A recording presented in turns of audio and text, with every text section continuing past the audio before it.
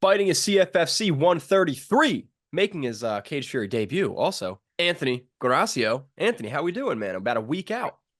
Good, man. How you guys doing? We're doing good, man. Sunny day on the East Coast. Can't complain. But yeah, man, like I said, Cage Fury debut. What are your thoughts on Cage Fury and joining the promotion? I've been around for a little bit. I've had a couple teammates close to me that fight through Cage Fury. Buddy of mine that was a teammate of mine, William Tarpley. He was a heavyweight. He fought last October. With you guys, he fought John Lopez and my boy Black Clover that actually got me to fight. Black Forest that's fighting on this one. So he actually got me the fight, and we trained me and him out at Top Brothers when Coach was still alive. So we lost him last year, and I honestly haven't been back out there. And I don't think he has either. I know he's been training over at Champions, but other than that, man, I've just been hanging around trying to get on a card. So I think enough work in my two fights and showed enough to be able to get on stage. So Main event, Black Clover. I'm actually interviewing him in 3 hours, so I'll make sure you send your regards. But is this a one fight deal with the promotion? yeah, as far as I know, man, I know there's no special multi deal or anything like that. But after this, I'm sure that they'll have a good idea on who next they'll give me. And that's the question, really. I mean, is that a goal of yours to stay with the promotion, maybe become champion? Like, what are your thoughts? Man, I'd love to stay with whoever's going to give me fights. My last promotion I was fighting with, I fought with them when I was a teen. Funny thing is, I never actually won with them when I was a teen. Took all my losses there and came back and actually made my losses right with winning. So I was glad to do that. I tried to get into CFFC early. I know that I'm sure they had their eyes on a couple other people, and kind of getting my foot in the door. I kind of had to get my word around, but other than that, man, I really don't care. It's nice not having to travel this time. I had to travel my last two fights, and it's just nice being in Tampa, to be honest. So wherever they send me, honestly, I like whoever wins out of the Dawkins and whatever in Atlantic City. I'd like to get one of those UFC guys, man. Clear them out. You're good enough for anybody. So I really don't care, man. Whoever's willing to stand there and take it. When you sign up for a fight, you pretty much sign up to get hurt. So at that point, man, I really don't care. I just like doing it. It's what I do for a living.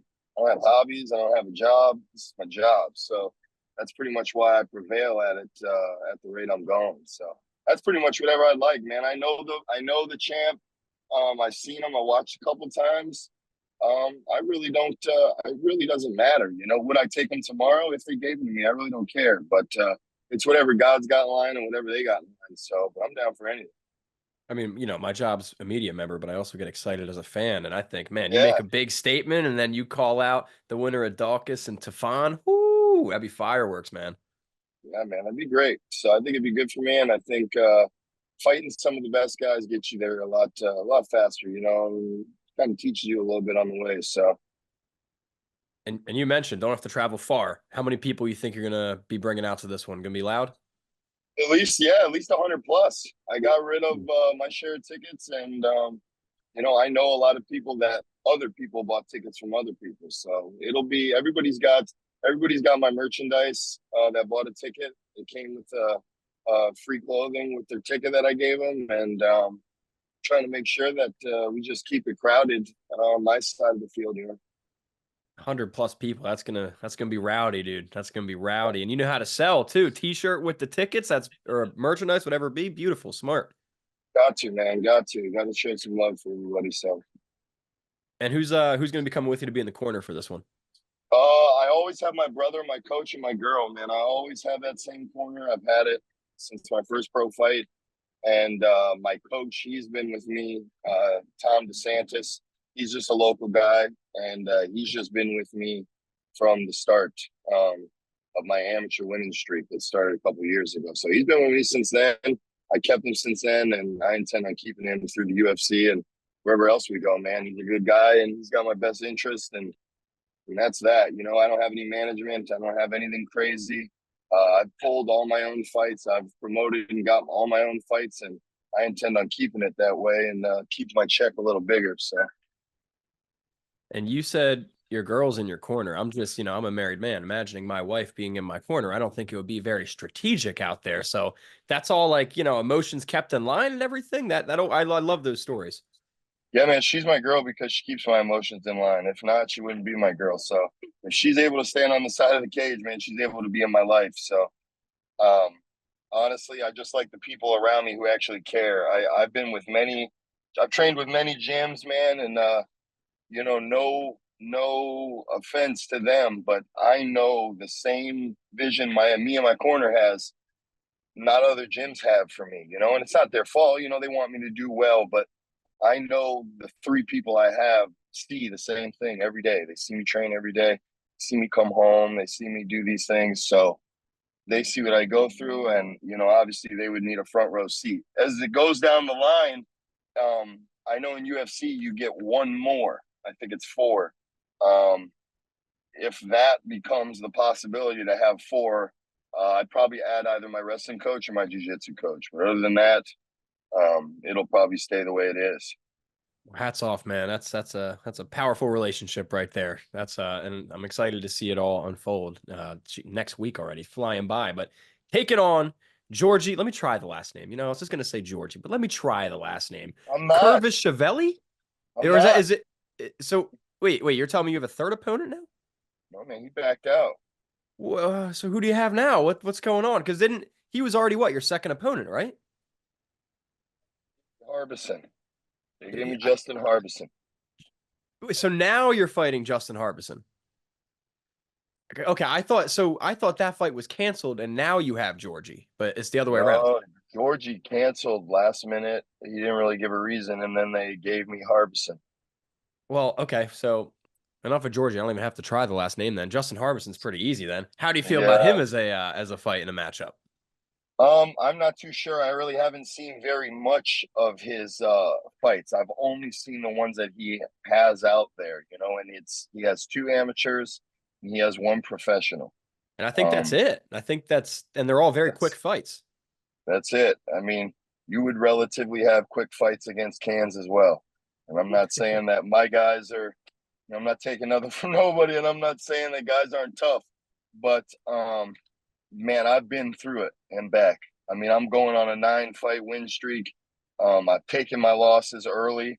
I've I've won some, lost some, and now the attitude is win or die, man. It's not do my best. It's not try. I'm not gonna give a maybe. I'm there. I'm going to win. I know for a fact.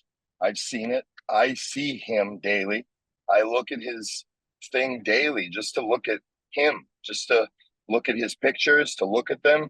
I try my hardest to gain some type of respectful ill will for the person because I can't control how I feel when I step into the cage. Outside, I'm a lot different. It's the last 20 minutes before walking in there that I would be worried about. And I know everybody says I'm a striker and they try to shrink me down into just being a striker, or they try to take away what I've done or say that my amateur career was full of bombs or anything they do to try to give an excuse. And I know a lot of people have this guy in the upside because he wrestled and he wrestled. That's about the only accolade that they give him. It's not he wrestled, but he had a long amateur career and he had a great start to his pro career. It's he wrestled and he fought a couple guys in his hometown. There's 10 heavyweights in the state of Montana, and he fought 3 of them and only beat one of them that's pro. And I know he's listening to his management, he's listening to his coach, and they're telling him that, it's a good matchup because it's a good promotion, not because it's a good matchup because it's me. There's 900 other guys you could have took that would have been good for you. But am I good for your health? No. Will it be good for them to show that you're not scared and you're willing to compete or whatever else? That's fine. But that's not what this is about. This isn't a sport. I'm not throwing a ball. You It's not a sport. throw We are going hammers. out there to hurt each other. Yeah, for real. We're going out to hurt each other. And that's the way it's supposed to be. And that's the way I have to be. A day in and day out, I think about that. I pace around. I think about it day in and day out. And like I said, I don't have hobbies. I sit here and think about Justin Harbison. That's my hobby. And when he's done, it's the next guy and the next guy and the next guy till they continue to shrink me down. They continue to overlook me, all that other stuff. And then I'm too high to even talk smack about it. They'll still talk about me then. So other than that, I know that I have all of my dots crossed, man, and I have everything ready. My cardio's always been ready. My stand up is ready. My takedown defense is ready. Anything's ready. I am a fighter. We are MMA fighting. We're not boxing. We're not kickboxing. We're not wrestling. We're MMA fighting. And as of that, I'm great at everything there is about MMA. Because when we get into a fight, it's a lot different than drilling and practicing. I'm not practicing anything when we're out there. Do you have a prediction for this fight, or do you at least kind of see how this fight plays out in your head? I've seen this fight play out a million times, a million. I've got 100 different ways that I've finished this in my head. I'm so sick of going over those finishes in my head, my dreams. I just want to go to the next fight already because I've already seen it, and the talk, the hand raise, and the walkout. I've seen it already. One more week. One more week. Patience. Fortunately, yeah. Almost there, man. And you already said you're at least ready for the next one already. Not that you're overlooking this one, but what's next ideally for you? Like, do you want another fight this year? Yeah, I mean, hopefully not another freaking 4 or 5 month camp, man. I fought March, and man, we were supposed to fight again right to the back, and they couldn't find a guy. They couldn't find an opponent out of town. I was supposed to fight in his hometown in Montana. I'm pretty sure, if not mistaken, it was supposed to be him, but they gave him Ruben Roundstone. They gave him somebody else. So that fight backed out, and then I'll be damned, I end up here, and I asked Marquez, could he get me a fight? It took him 10 minutes. So I was excited, and I dropped everything else. I dropped any other offer that came, and I've trained every day specifically for this fight. And even before this guy, when we find out that he's a wrestler, we were expecting Yorgi to wrestle. Yorgi's a big man. He's not a little Huge, boy. yeah. Big boy. So we were expecting to tire him out. That if he were to wrestle, that would be the worst possible thing because of his weight. And that's about it, you know. On the feet, you know, is a different story. And even disengaging, you know, stopping his takedown and disengaging, I feel strong. It's when you know, you just get to a certain weight. It's a lot getting the guy off you. And then last question for me pretty much here, just really wanted some insight into you and your mentality as a whole, maybe your goals even. PFL, UFC, is that the end goal? If not, like even if so, what are your like goals and real motivations in MMA? Your promotion, you know, you have to make it there. You have to go there. I'd like to go there with a pretty nice record. You know, I don't want to make some of the mistakes some of the local guys around Tampa I saw where I feel they sort of went a little too early, or I feel they sort of took the wrong opponent at the wrong time. You know, I know a good. I know it sometimes it looks good and it may feel like the right thing, but you know, I think that when your time comes, it'll come. When the UFC is ready to take you and make something with you instead of make something out of you, an example, they'll call you at the right time. And I've had a lot of close family and friends that have been in the UFC. My old longtime best friend and coach, Darren Cruikshank, was in the UFC for a long time. Another close brother almost of mine, Cody Stamen, he's in there currently doing well. And you know, I mean, even to Jamal Hill, my first opponent fought Jamal Hill. I mean, we're from the same neighborhood area. So you know, him, Cody Brundage, a lot of good guys. So I'm just ready to be where I know there'll be a guy standing across from me, and for once I'll have to think, okay, what are we gonna do? And we go back to the bench, and you know, who knows? I flatline that guy too. They could be nothing in the UFC too. Well, I let me touched let me Pereira. just see the fist. Let me just see the fist. Listen, it's busted up too. Giant, bro. You know, and they're hard, man. So that's that. You know, I think anybody I touch, it's a problem. He mentioned in one of his interviews, he knows I got heavy hands. I know that's all he's expecting. Um, that ain't it, man. You're gonna see. You'll see. You'll enjoy it. It'll be good.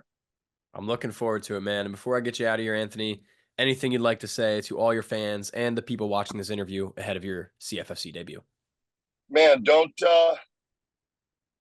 expect don't expect anything simple because usually I go out there and end it very, very spectacular in a way nobody would expect. So keep your eyes open. All my fans, they see me every day almost. Most of them go to my gym. Most of them are just around town that see me on a daily basis, whether it's a business I go to. So they're all in tune anyway. Everybody's ready. And like I said, man, I'm just excited. I wish it was tonight. I wish it's tomorrow. I wish it's every day until then. Well, 1 week away, I'll call it Fight Week. CFFC 133 goes down Friday night. Anthony Guarascio, thank you so much. Kick some ass. Welcome to Cage.